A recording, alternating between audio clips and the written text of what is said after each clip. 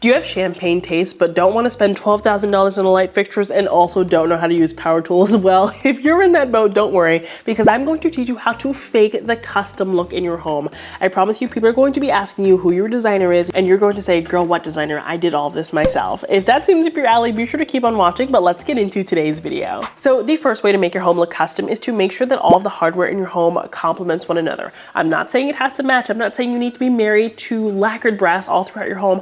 I say make sure that it complements one another. You don't want to have polished chrome in one room and lacquered brass in the other. That doesn't make sense together. You want there to be repetition. You want there to be rhyme and reason. So you don't want something that's very farmhouse in one room and then something that's very eclectic in the other one. Again, we want there to be repetition. We want there to be some form of continuity. So you want to make sure that all of the hardware in your home complements one another. You can do this by buying all new hardware. You can spray paint all of your hardware. You can sand all of your hardware. You can just normal paint all of your hardware. But that is going to make your home look custom because it's going to make the space feel a little bit more uniform. Another great way to make your home feel custom is to just get like little covers for the holes of your IKEA furniture or your cheap furniture. Those exposed holes can look really, really ugly, so you want to add those covers on them. You also want to add covers to any exposed screws or anything like that on your furniture. It's just going to, get rid of that hardware look and help sell the look that something is built in or a little bit more luxurious than seeing like that cheap screw or that cheap hole from that IKEA furniture that you built. Another great way to make your home feel custom is to add these covers to your wire rack. So wire shelving just like blows my mind because it is so impractical. You always end up needing some type of matting or something like that to cover it up. So you can actually just add a cover, you can add post board, add something to give you a nice flat surface, but these ones make it look like you have wood shelving even though you just have wire racks underneath, and I think this really helps. And something else you want to make sure is complementing in your home are the light fixtures. So I want you to go through those built-in light fixtures. So your boob lamps, your can lights, those sconces that came with the home,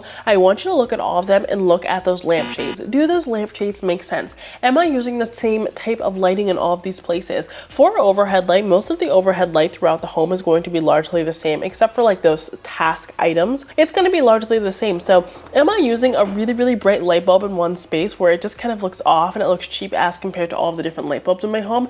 Making sure there's some continuity there is also going to help your space feel a little bit more custom, because you're not going to give off totally different vibes in terms of your lighting. Of course, every different part in the home needs a different type of lighting, but we achieve that very, very largely with our accent lighting and not so much with our overhead lighting. So we want to make sure that there's some sort of continuity there. It can also be something as simple as, okay, maybe you've crafted a really modern organic home, but that sconce lampshade is very, very farmhouse. So swap that out. It's a very, very simple fix. It can be as simple as staining what you already have with some fabric paint or with some coffee spray or something like that, or heading to your local At Home. I heard that At Home is going out of business. I don't know if that's true or not, and picking up a cheap lampshade and making that swap. Little features that appear all throughout your home, if there's continuity there, that is going to help your home look custom. So it can be something really simple. Maybe it appears in the bathroom and then the dining room and then in the entryway.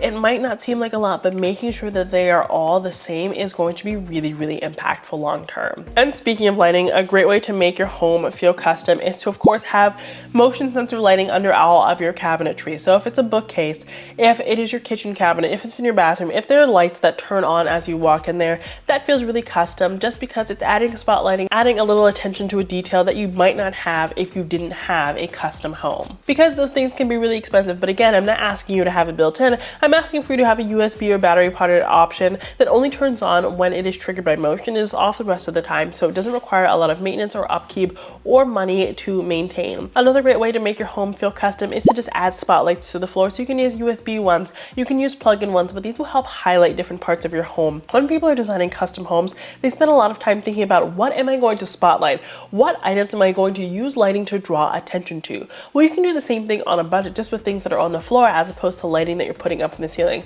Of course, if you have track lighting, you can also just angle it to highlight the different parts of your home. All you have to do is get up on a ladder and do that. And that is a custom trick that's not going to cost you any money at all. Another lighting hack that's going to help your space feel custom is to take any closed glass cabinetry. So if you have glass doors on a bookcase, if you have a glass open shelving in your kitchen, have light bars that you turn on with a remote, or have puck lights that you turn on with a remote, and put them in those glass cabinets so that you can highlight those items. In our kitchen cabinets, if we have glass doors, that's where we really like to highlight pretty things. So like our china or something like that. In our glass cabinetry, that's where we're highlighting like the books that we love, or the sculpture, or the art that we've collected on our travels. So we really want to draw attention to them by lighting them, and that's a hack they do in every custom space. Another great way people distinguish a builder grade great home from a custom home is by having really beautiful millwork. So wainscoting, arch doors, things like that. I don't think putting in an arch door is ever going to be affordable, but what you can do is use like a peel and stick trim. So I've tried this one that is like a peel and stick gold ornate trim, which is really great for framing out your TV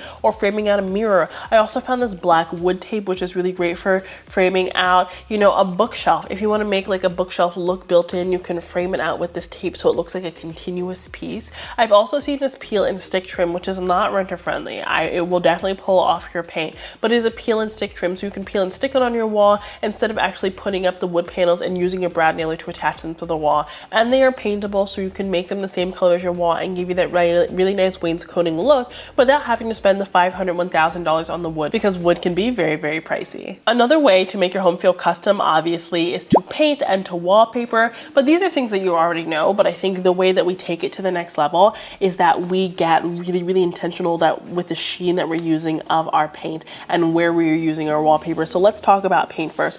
With our paint, if we're doing like eggshell on the walls, we're going to go semi-gloss on our trim, the trim that's at the bottom of the floor and the trim that's up near the ceiling. Then we're going to have our flat ceiling. We're going to very much so create variation with our sheen to create different levels of visual interest. When you paint the ceiling, the walls, and the trim all the same sheen, it looks very flat. It doesn't look as interesting. Having those little details is going to really draw attention. Now, if you want to take things to the next level, maybe you're not color drenching, or maybe you really want to have fun, experiment with different painting techniques. So maybe use green on your walls and then have red trim or burgundy trim. Play with complementary colors. Really experiment with color with your paint and create a nice complementary or analogous or something color scheme using paint and all of the different layers of the wall and all of the different layers of the space. That's going to help a space feel custom. Now with wallpaper, how are we going to make a space feel custom with wallpaper?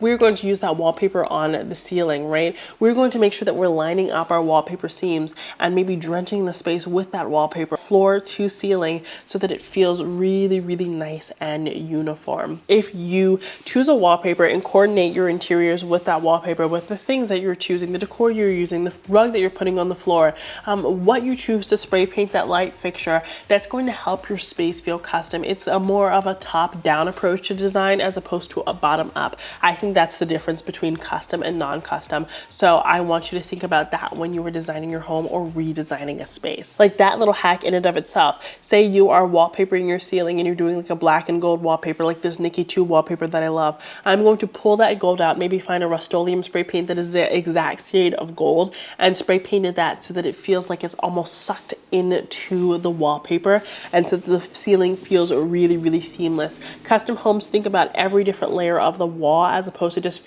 dealing with what's on eye level, and that's something that you need to do as well. Another great way to make your home feel custom is to just hang your curtains the proper way. Curtains can really take a really beautiful home and take it from a 10 down to a 6 really quickly. So make sure you're hanging your curtains high and wide, but it also has to do with how you're hanging curtains. Grommet curtains don't look quite as custom. You either want to do a ceiling track or you want to do curtain clips and rings. Clips and rings look so high end. They look so custom because they allow you to pinch pleat your curtains. Pinch pleat curtains look the most custom because those are the most expensive drapes you can buy. Therefore, if you are accomplishing that look on your own, you're going to get that custom look. If they look like they are fitted to your wall, if they hit right at the ceiling and hit right at the floor, they just kiss the floor, that's going to look more custom than, you know, hanging above the baseboard by 6 inches or pooling onto the floor.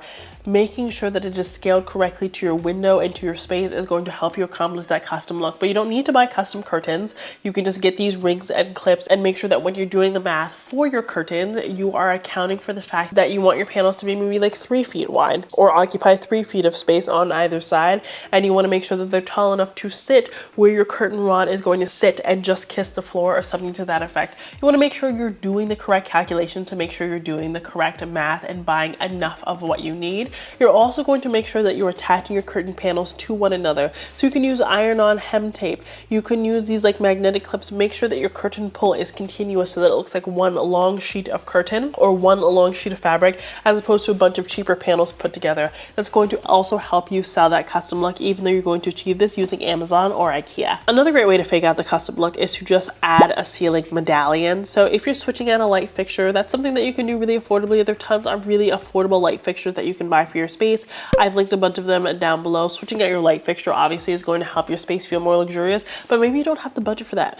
Maybe you want a more custom look without, you know, spending a couple $100. Just add a ceiling medallion to your existing light fixture. You can paint them an accent color. You can find really cute ones like this one with cherubs. That's just going to give a nice little custom look because you're going to think about a decorative item that other people maybe would have ignored. Another great way to make your space feel custom is to just switch out your switch plate covers, your outlet covers, things like that. Now, I know this can be difficult when you have children. I just found these really cool ones that like toggle forward to get that really nice luxe look so that you don't have to have those ugly baby proofing ones. I'll share those down below. I'm going to install them soon and let you know my thoughts on them. But you can just get fresh switch plate covers. So everyone's really familiar with the company Buster and Punch, and I have those in my bathroom, but they're really pricey. I found this brand on Amazon that has these ones that look almost kind of like a travertine or a stone. They do have marble and stone ones. I have put together a few for you down below as well, but it also can be as simple as just getting ones that have all the same sheen and installing them in the entire space. I know it can take a long time, but making sure that the actual switch and the switch plate cover complement one another is going to make your space feel luxurious. I'm telling you, it looks very cheap. I'm doing this in one of my bathrooms right now because I haven't called my electrician. Having the switch cover and the switch plate not be the same color really detracts from the overall vibe, especially if you have that cheap switch and then a really luxe switch plate cover. It is such a contrasting look that doesn't look high-end, so make sure that they complement one another. Another great way to make your closet feel custom is to just add like a built-in system that pops up. So there are tons of them on Amazon. They have IKEA ones. I have a PAX and I just built it inside of my closet, so my closet looks built in even though it isn't. They have tons of railings that just pop up. You don't have to do a lot of drilling and screwing and all of that stuff.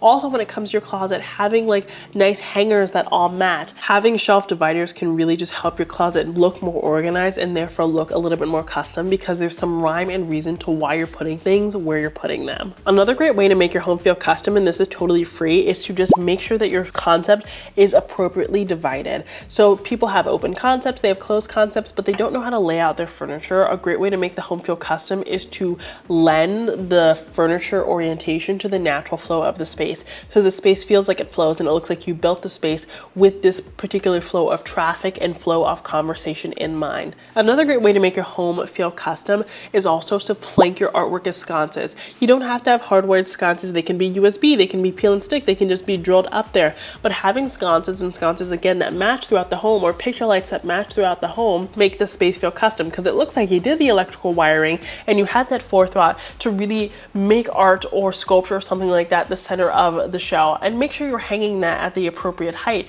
so that you're following all the rules with your art being centered at 57 inches and making sure that everything is at eye level so that again it feels really custom and luxe and intentional. But that's it for today's video. Those are a few ideas on how to make your home look and feel custom without obviously buying a custom home or designing a custom home, but still adding luxe elements without breaking the bank that really are going to elevate your experience in your space and how other people perceive your space. If you want to shop any of the products I mentioned in today's video, I linked them down below if you're interested, but you can apply any of these ideas using any products that you pick up from any store. I just linked them down below to be helpful. Thank you so much for watching today's video. If you liked it, I'd love it if you smash that subscribe button because I have new videos just like this one every Monday and Friday, and I'd love to have you as a member of our community. But until next time, have a beautiful day.